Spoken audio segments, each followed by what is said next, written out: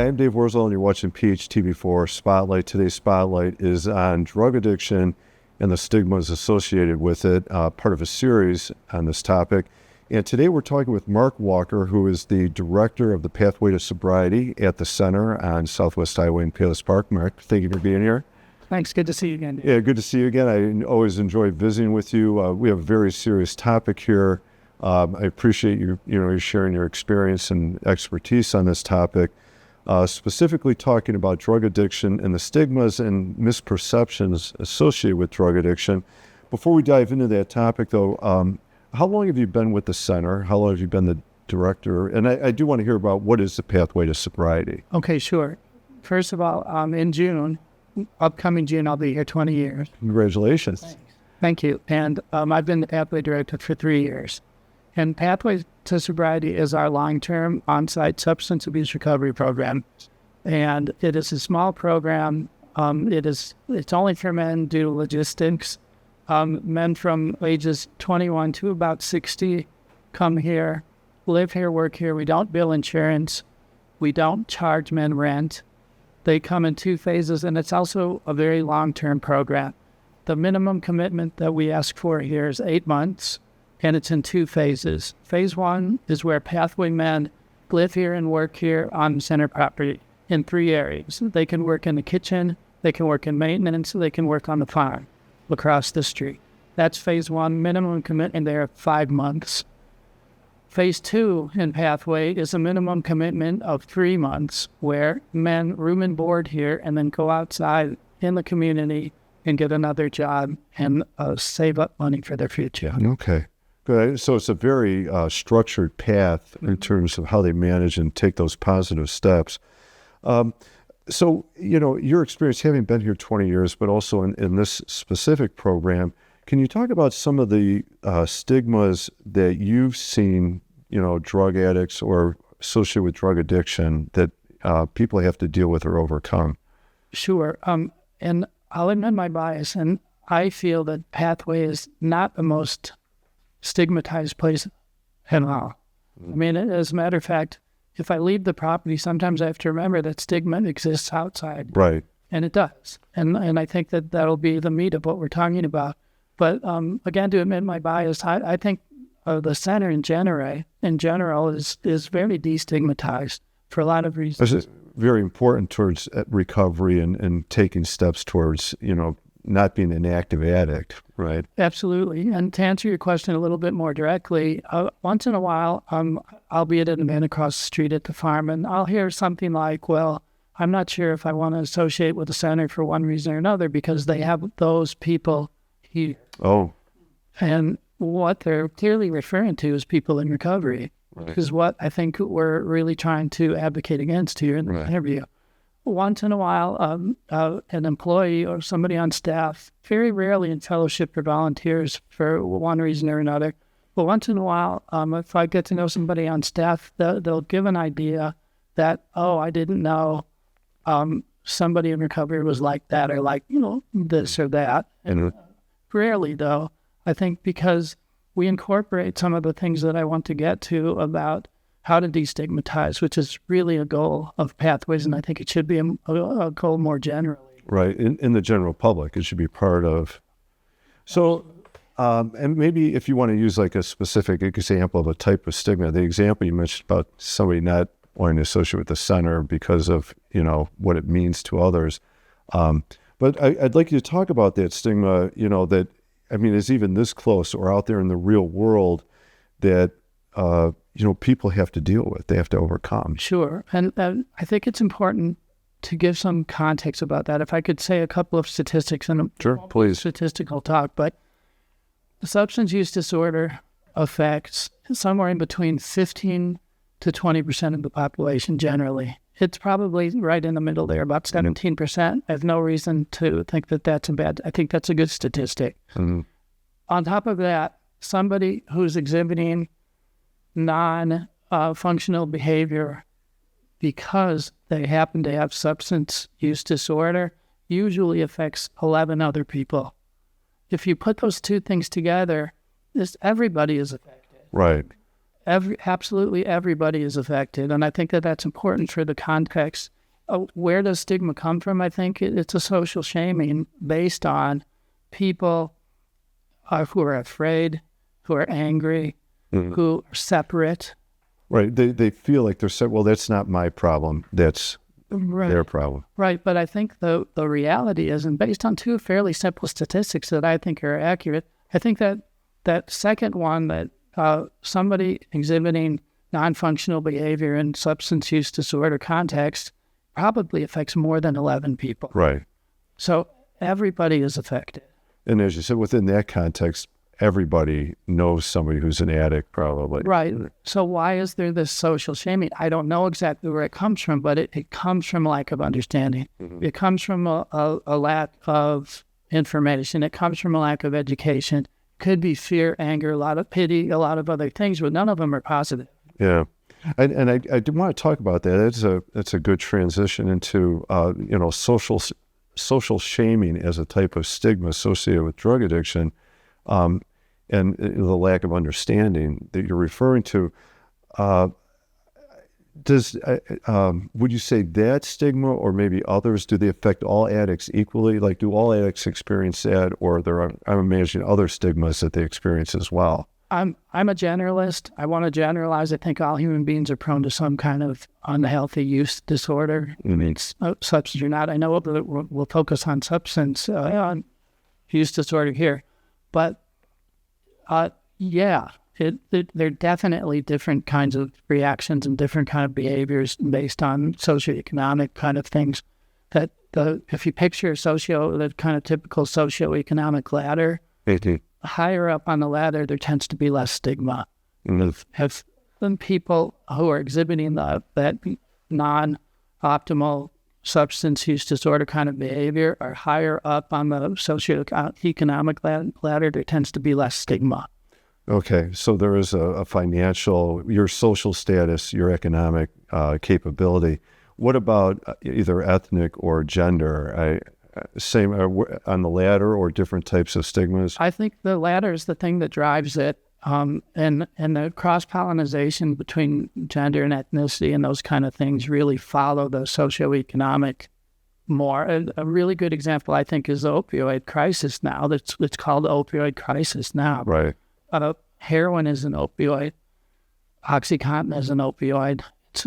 Those things are functionally similar in that way, but it didn't become an opioid crisis until people were taking prescription OxyContin, say, is one example, who tended to be higher up on the socioeconomic ladder, and society decided it was a crisis. That's interesting. Yeah, so it raises the question, if it had been at the low end of the ladder, would it have been labeled a crisis? Right, I think maybe. Probably not. I mean, people have very different associations societally, generally, with people who use powdered heroin versus prescription opioids. And so there's another kind of axis about legal or illegal. But I think if we're all affected by this, and Pathway's position, the center's position, is a drug is a drug is a drug is a drug, which is important to destigmatize. And if you're an addict, it doesn't matter. It doesn't matter. You can have dysfunctional behavior if you are using things in a way that leads the idea for Pathway is that some people can use these substances safely and some people can't. And we're focusing on people who cannot use these things safely. That's it. And I think that kind of destigmatizes it, because it's not a question of willpower. Right. It's not a moral question. It's really a behavioral question. Is this safe or not? Yeah. Right. You can apply that to so many other things. It's a disease. And absolutely. What about, so I think you started to talk about it, we were headed into it. So what are concrete things that, back into that real world setting, that people can do or should, and I'm talking about anywhere from family or employers or healthcare providers or maybe even law enforcement, they can or should do to help create a better environment or a better opportunity for an addict to, get beyond the stigmas and get to a better path? Well, I would say, first of all, acknowledge that this affects everybody. Acknowledge that that substance use disorder is disease like any other disease. If we don't, we can't heal what we don't acknowledge. And I think that separation is so strong that because within that kind of spectrum of illegal to legal drugs, within what kind of drug is it, what kind of associations does society have with that, if we don't put aside and we don't acknowledge that all of these things are essentially equal, it doesn't matter. Right. You can exhibit, again, non-functional behavior no matter what. It doesn't even have to be a substance, in my opinion. There are all kinds of process disorders as well. I mean, and these things have been acknowledged that gambling doesn't necessarily have a substance associated with gambling use disorder. Is medically recognized. Right. You could say similar things about shopping or even work. Mm-hmm. A workaholic, to use the kind of old term, can be dysfunctional in some senses, but it's usually rewarded societally, so there's not that much stigma about being a workaholic. It's very different from right. The hard work mentality, and so it's okay. And I think it's a really interesting and good point you bring up, that we have to acknowledge the problem, or we have to, acknowledge the reality of something for what it is. Pretending it's not, or trying to label it as something else, isn't going to help us solve these issues. No, I think that denial has to be addressed and dealt with. Also, a community, we can't do these things by ourselves. Yes. There's stigma that exists all throughout. Even within the recovering community, there are things like high bottom drunks. Oh, I'm a heroin addict. I've lived on the street. You've held a job. You're a so-called functioning alcoholic, which is a term I don't like. And that's got to be addressed. It's something we address here. It doesn't matter. Those kinds of things that we really try to emphasize, relating to how to get better and not comparing ourselves out of the program setting. It's a very, very interesting, again, the observation that, we can try to see it as something else, or pretend that it's something else, or this type of addiction is okay, this one is not. It's all addiction. Yeah. It's all use disorders, I think. Yeah. A substance might not necessarily be involved. Yeah. What about, and how about, we've covered a lot of ground here. I mean, is there any other advice or specific information that you think people need to consider or be aware of, or can get access to, that would help overcome some of these problems you're talking about? Sure. One thing is that the center is 12-step based. We found that that's the best method for recovery. And I'll say very generally that the traditions of 12-step ask me to do something very specific. I want to say that I'm a pathway along, because I think that destigmatizes it. I went through, and now the center has offered me a job. I've been here for almost going on 20 years. That is something that really, that if we focus on things like that, and why I mentioned the traditions of 12-step is that I'm asked not to mention a specific program I'm in, but otherwise I can say I'm a pathway along. I've been here. We've got a 12-step meeting of some kind every day of the week here. I would encourage anybody who feels that they can't use whatever substance they're using safely to explore 12-step community. I would say that if you're a family member of somebody who is being affected by the behavior of somebody who has a use disorder, to examine 12-step too, because there's a separation even there in a lot of families. There is, and some of it could be called stigmatized, I think, when loving families are asking, what can I do to help the person that I love? Am I enabling?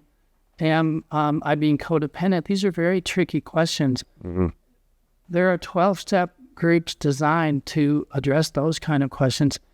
And once in a while, and I think the stigmatized part comes out, that let's say, just hypothetically, there's alcoholic husband and a non-drinking wife.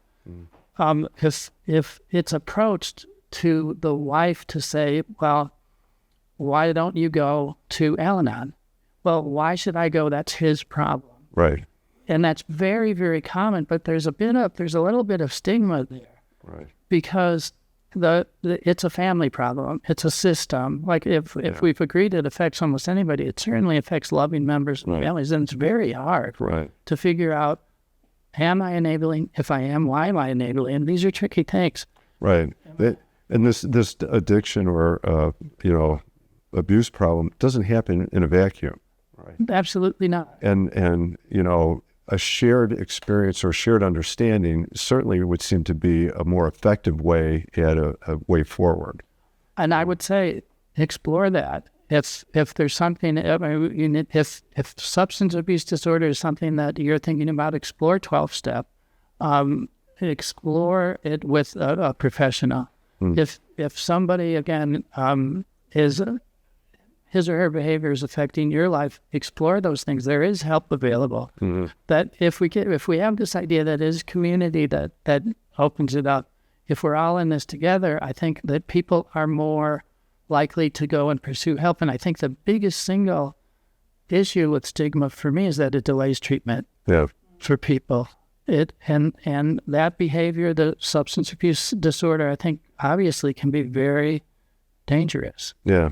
Well, and again, you're bringing up two very interesting points here. One is delaying getting help or making it very difficult to get help because of the stigma. And then the second part, the people around you need to be part of the process in some way or have an understanding or, both of those parts are so critical towards taking a step, and then we can get to a healthy place. I think that again, we cannot heal what we don't acknowledge. I think it has to be acknowledged. And there's some concrete things coming up too, if you don't mind. Sure, please. Please. Stuff that's coming up.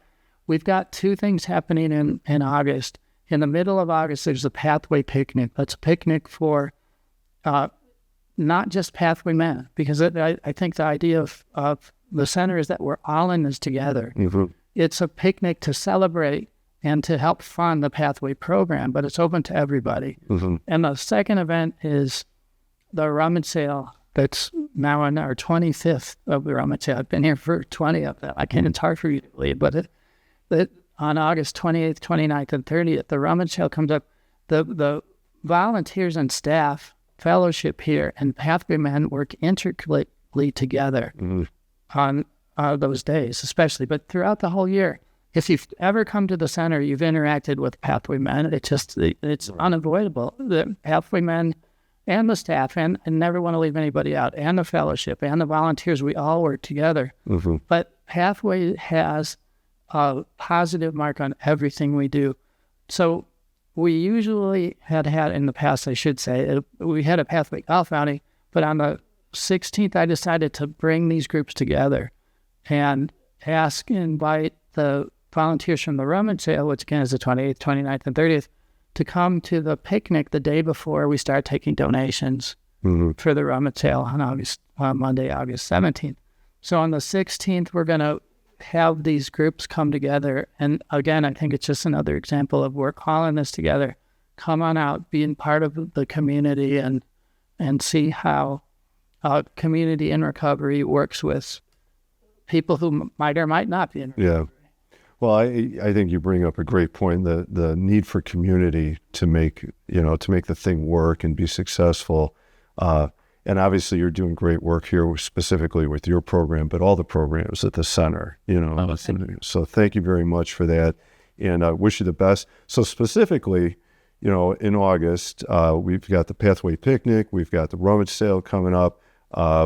In general, overcoming the stigma, through education, the shared experience, acknowledging there's a problem, acknowledging this is a thing, and not trying to hide it or avoid it.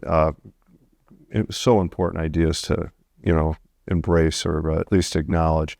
Mark, thank you very much. I wish you the best here. Congratulations on 20 more maybe. I'm sure like 4. Okay.